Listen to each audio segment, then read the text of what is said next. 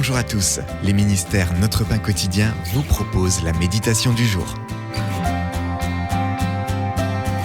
Tenir ferme en Christ.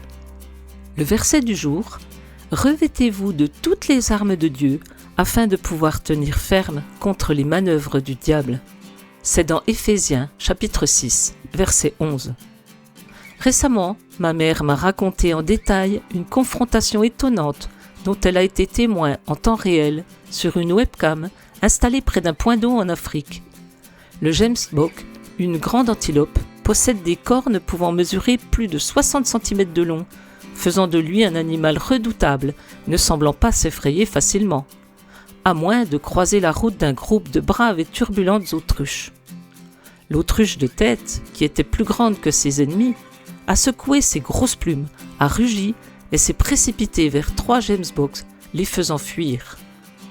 J'ai alors dit à maman: j'imagine que les gemsboks ne se rendaient pas compte à quel point leurs cornes sont puissantes. Nous, les chrétiens, pouvons oublier la puissance dont nous disposons face aux attaques de Satan, notre ennemi spirituel. Le Saint-Esprit vit en nous et nous avons l'armure de Dieu pour nous aider. Revêtez-vous de toutes les armes de Dieu afin de pouvoir tenir ferme contre les manœuvres du diable. Satan veut nous faire douter de la parole de Dieu et de notre identité en Christ et nous pousser à pécher.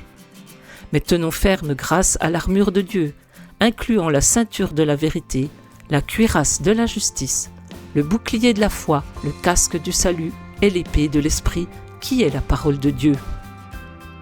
Quand l'ennemi suscite en nous un sentiment de peur, de condamnation ou de désespoir, rappelons-nous que nous sommes les enfants de Dieu et avons tout le nécessaire pour tenir ferme.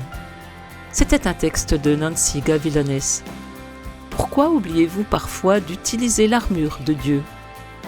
Seigneur, merci de m'accorder ta protection divine.